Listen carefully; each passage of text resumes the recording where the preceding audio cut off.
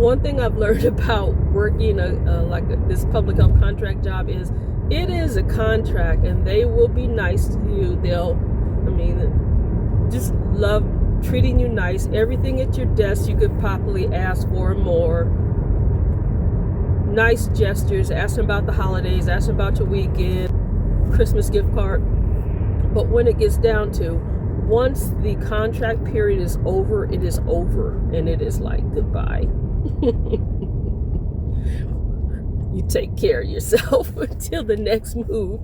And right now, public health, not so much with public health nursing, because you can always find a public health nursing job, if you play the game right. If you say you're willing to take whatever money they ask, they will hurry up and hire you. Now, in my case, this one job I interviewed for, I didn't think that they were going to call me back because they wanted to offer me less money as a start salary. I left there in 2011 and they were offering me like $2,000 less than when I left. I said, that doesn't even make sense.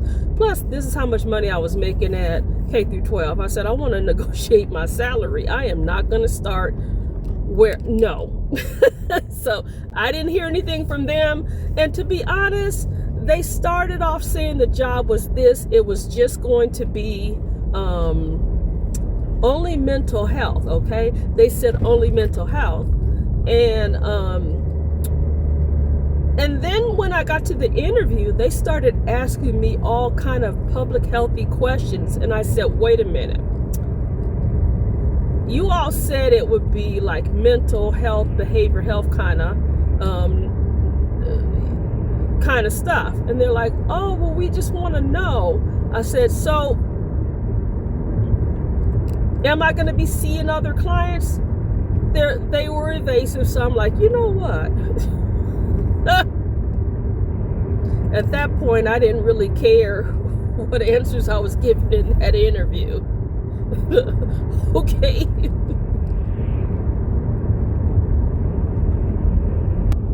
They were trying to have this energy like, oh, we're going to be this and this and this, and you're going to be doing this and you're this, and do you understand you're considered frontline and this, and if it's a public health outbreak, it doesn't matter what your job description is, you're going to be out giving immunizations in one of those little tents. Do you understand that?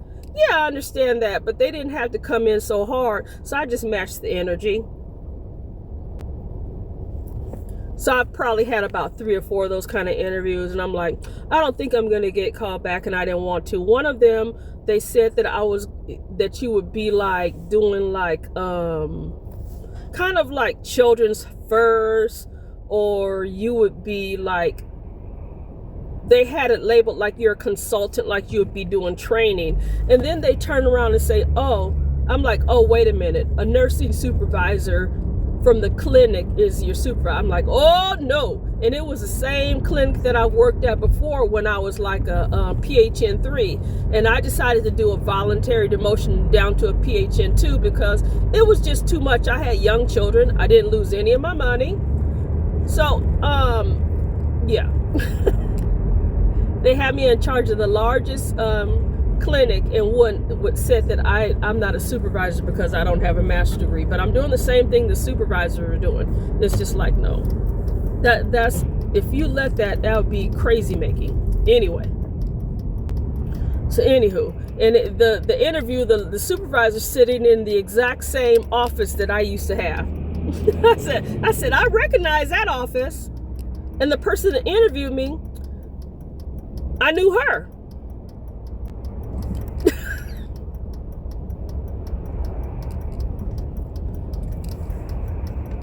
And the person that mentors her, I know her. Okay, so they all know full well what my background is. So one thing I noticed was I told them I'm not working for that kind of money. I said, you don't need to raise that salary. But when I noticed they had etched up the salary by $10,000 after they posted it, and it's still posted. Nobody's going to take that kind of job. They're like, grant writing and doing this and doing a budget and all this for $60-some thousand. You must be kidding. You're going to need to pay somebody at least get closer to 6 figures. Come on now. But that's how the state offices are. They don't pay a lot of money. And there's times when I was okay with that. When my children were young, I would work within that income because I had young children. There's good health insurance, the hours if you need to get off. It's just like this place. It's a perfect place if you have young children because they're going to be compassionate if you need to take time off. Might as well get some good thumbnails. Hang on. All right, let me see if I can get some good thumbnails. Hang on. Hi. Whew. Ooh, bundled up, bundled up. How's everyone doing? Just get going. Yeah. Leaving the public health job, I worked about 2.5 hours. I was supposed to have the presentation, and I had already pulled you up on the camera. And yeah, then nobody showed up. Communications was there to take pictures of the class, and no one showed up. Valentine stuff there. Okay. Yep. Wow, let me see. Monster truck. Monster truck. Sometimes you can get nice stuff because we're going to be doing pink for Christmas. So I'm just kind of looking to see stuff like this. If it's still there at clearance time, I'll get it. So cute.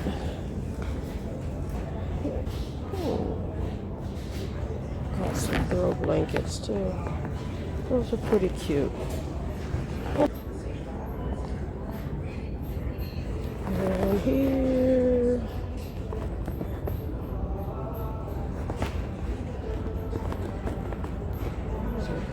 Cute.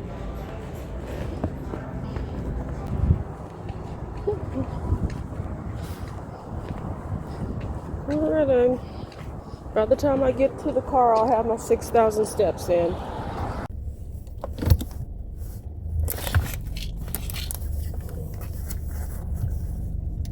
I'm heading to the mechanic. Alright. They have a tire pressure machine.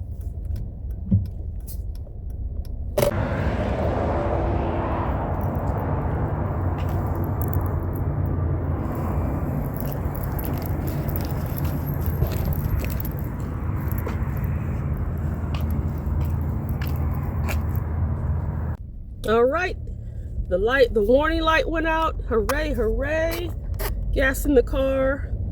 Okay, so I'm gonna let you know what happened when I come to this place. And I feel like I've told this story before. I'm not sure if I recorded it. Anyway, the reason that I film my tires before I go over there and ask for my air to get put in is a while back, they had a lot of people here that were clowns. I won't even get into ageism, but they were clowns. You could have clowns that are various ages. So these ones happen to be pretty young, and it was one particular one. And he put the air in my tire. Then I looked and none of the caps were there. So I said, okay, I got that. I put caps on there. And then I came in another time and it was this same person. But this time I went and filmed close into all the tires to show the caps were there. He filled it up, the lights went out, and I looked around and realized none of the caps were there. And I said, where are the caps? He's like, they weren't there. So I said, okay. So I came in to the place and the manager was there, and I said, you know, I've been a regular customer here for a while and I just want to bring this to your attention. The person put the air in my tires. I realize it's a complimentary service, but I would expect for my caps to keep put back on there. That's a reasonable request. And I said, anyway, they just told me that the caps weren't there, but I did film my tires. And so everybody in there was like, woo! This one gentleman, he's like, you are smart cookie. And I said, I'm going to show it to the manager. So I just opened up the phone and he saw all the caps there. So then he brought out the person, showed him the film, and then he's sitting up there looking stupid. And the manager's like, don't worry, ma'am, his days are numbers here. We've been getting so many complaints about him. The next time didn't see him. I said, if you want, I can send you the video if you want me to. I can send it to you. I can send it to whoever. Anyway, so they're like, oh, no, ma'am, no, ma'am, no, ma'am. So I was telling this gentleman, I said, you got the caps on for me, friend? He's like, of course. I said, look, if there were some other people here, they would not put your caps on, and it got to the point where I would have to film. I would have to film before I brought in my stuff if this particular person wasn't servicing my car. Anywho, you know what I'm going to do before I head home? And I am ready to go home. I'm going to go to this retail place that I work at. I haven't worked there since the 18th of December, but I still have my discount, so until they take me off the system, or hopefully they'll invite me to come back and work during the holiday season. This is the turnoff that always gets me. Okay, let's see.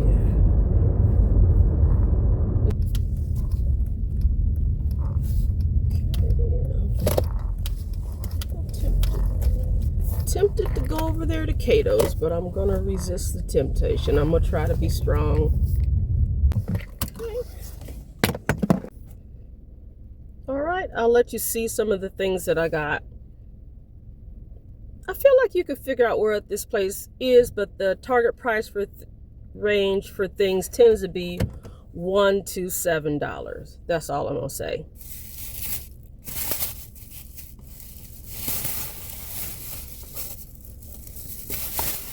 I got this for my grandbaby. It is clay all day. It is a mold air dry clay crafts, and it's also a vase that can be painted. I figure that he can do this with his mom and dad.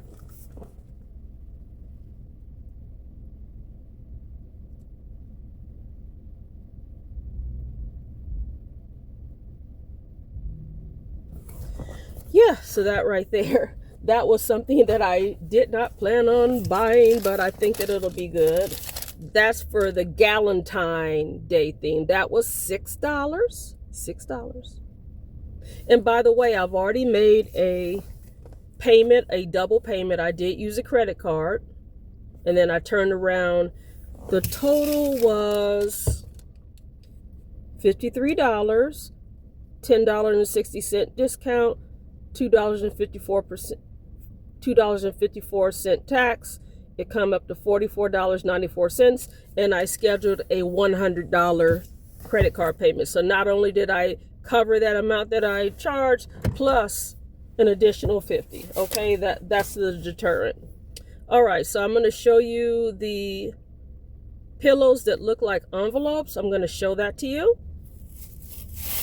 I got 4 of these. Aren't they cute?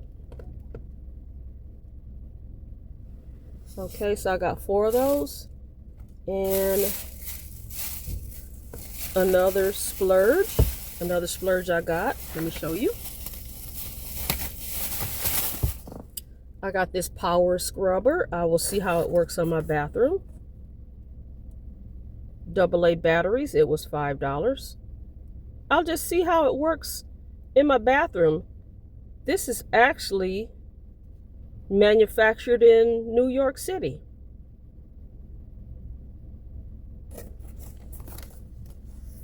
They've been talking about it on TikTok, either that or Instagram.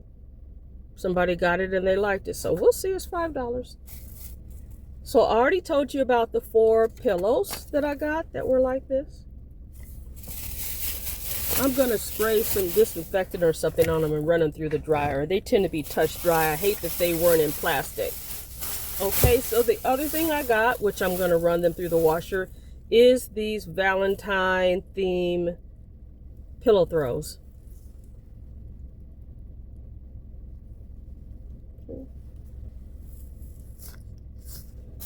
Let's see, are these the same? Okay, so these are different. This has cakes on it, And this looks like hearts and flowers.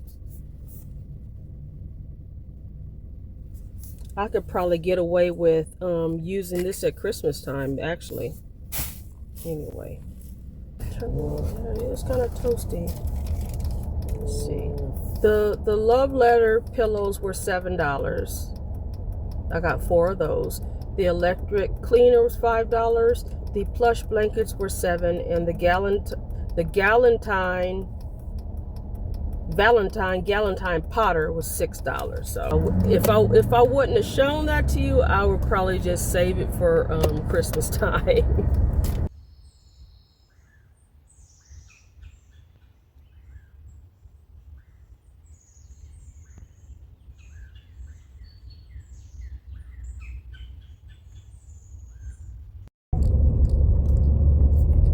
Hello. My hair's growing out. I prefer for it to be shorter, but this weather is so cold that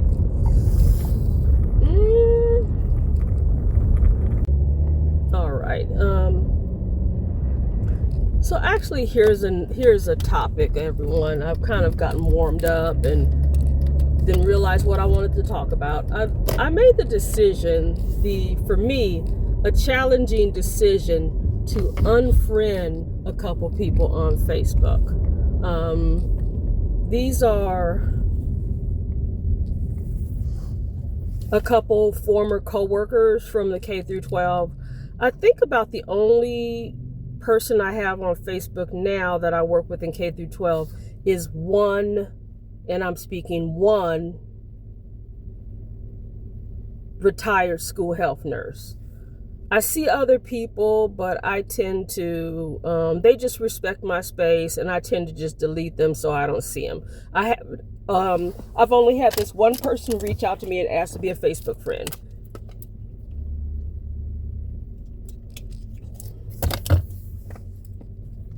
Yeah. So,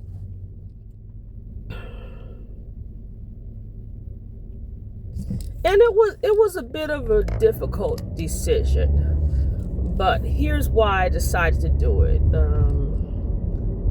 I could say, oh, well, it's nothing personal, but actually, I guess you could say it is, in terms of seeing them on there.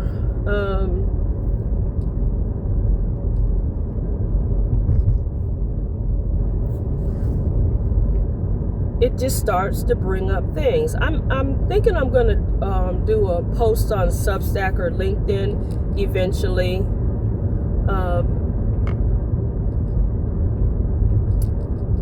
It's this saying that people that are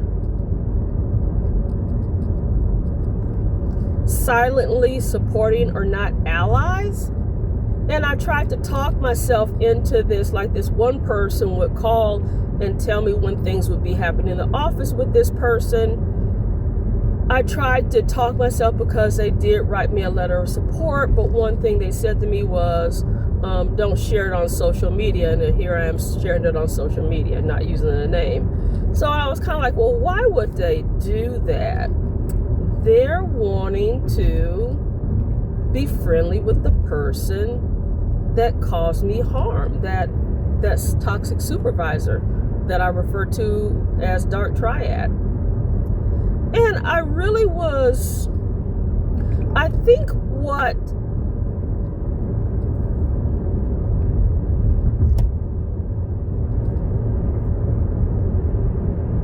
got me to really pondering it was, I did a CPR training with one of the my former co-workers, and they mentioned that they saw this person at Dark Triad's retirement party. And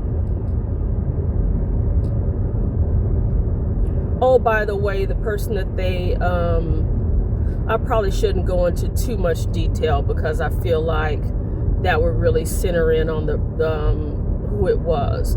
But anyway, and I'm like,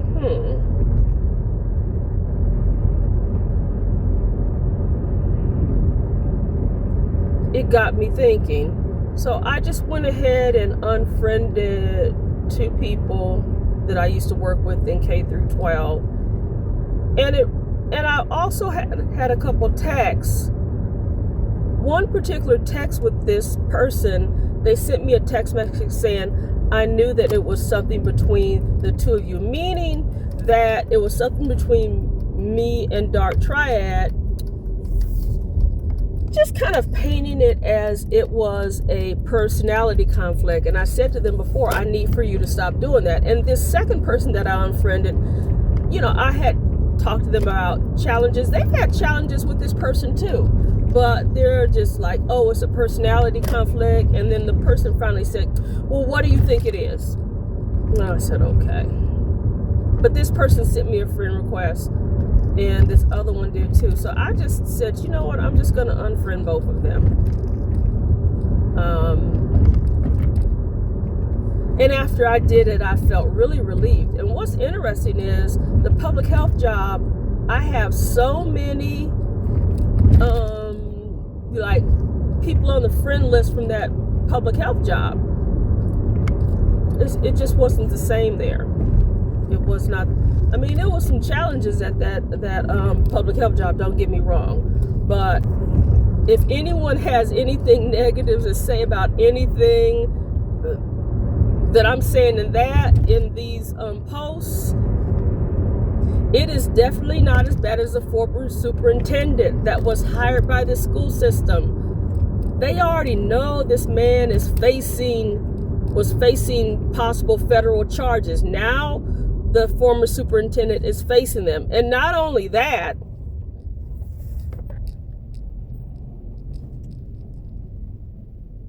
this former superintendent was in court because they allegedly DA'd their wife, who followed the typical cycle of DA. He's a great dad. It'll never happen again. So the judge is like, no, you can have bond, but you can't be around your wife. Oh, well, it didn't harm the children. I guess because they didn't get touched. And I was talking to my mom, and she's like, well, who made the 911 call? I'm like, I hadn't really checked that part.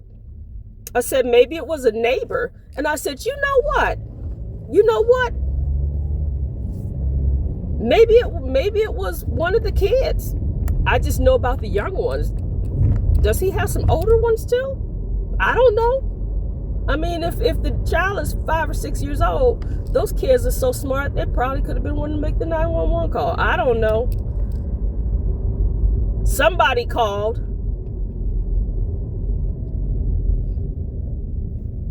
Allegedly, that man got his hands and put it around this area on the wife, just like this, allegedly. So,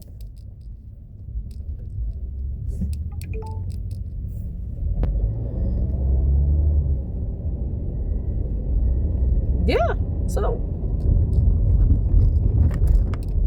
oh, she's getting on LinkedIn talking about this stuff. It might make it more difficult for you to get a job. Somebody will see that and might get put off. Okay.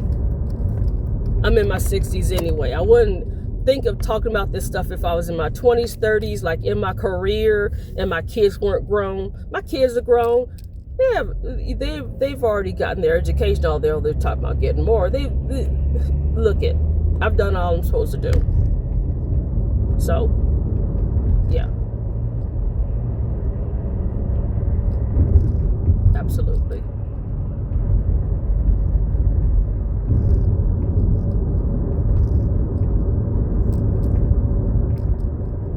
I'm not doing it anymore.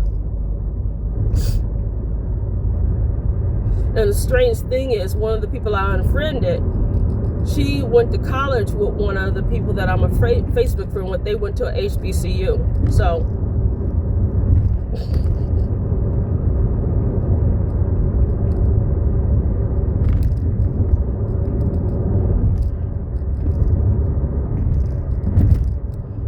I definitely feel relieved. So I won't be having that ache or that bad feeling, seeing pictures of them all happy and booed up with their husband and the kids doing well. And, you know, I'm happy for seeing the kids, but it was something like triggering when somebody's going on, especially in 2021, around the time these folks retired, and I'm just suffering. And that's when the smear campaign really started. It amped up 2023 to 2024.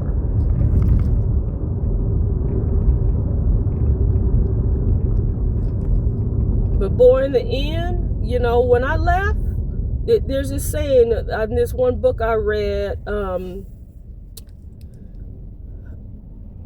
This is my quote. It says, "Don't burn any bridges, but sometimes you have to go out with a figurative blaze." So, I have a glare back there.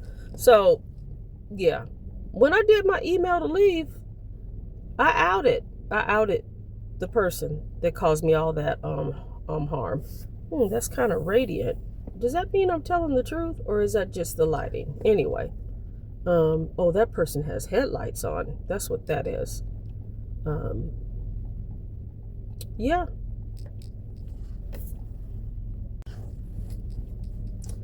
I'm actually passing through the area where I had the co-working space. Actually, I still have the co-working space. Not have the co-working space that I go to. And with the co-working space, the backstory is August 2023. I signed up for the co-working space for the 2023 to 2024 school year. That's when I started using the co-working space because my cubicle was taken away, and I just had to have some place to be able to sit down at the end of the day and regroup myself. And sometimes in between going to visits, just have some place clean to go to the bathroom and sit and take a break and collect myself. That last school year was brutal, and I actually came back 2024 from end of July to the 1st of August 2024 that week to make sure that my last day was August 2024, so my insurance wouldn't be impacted. I didn't want anything to impact my insurance or anything. And that's why it really helps to have some teacher besties in your head. You don't have to even be speaking to them, but it's good to have people around you to listen to and see how they're resigning, how they're retiring, what month. Was I paying attention to people? I was paying attention to people.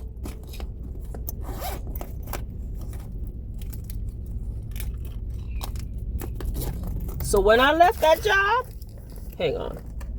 when I left that job, I did exactly what was best for me. I wasn't thinking about the company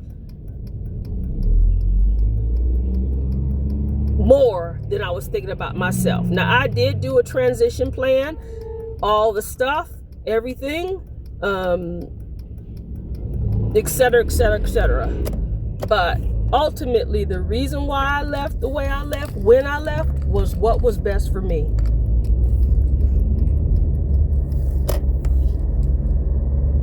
There was people that was super surprised because I was acting like nothing was going on. And there's this one of the work on days, she's like, "Ooh, I was so happy for you.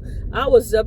She said, a lot of us was just sitting up there just cheesing when we saw what you did, laughing.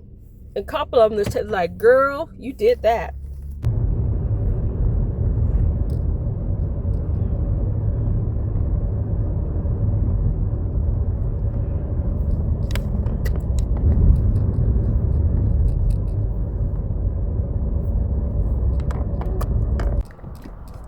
Okay, got a pretty good spot. And I'm done with the class. I am done with the class. I always have all these ideas of what I'm going to do after I get off of work. But I really don't want to get stuck in traffic.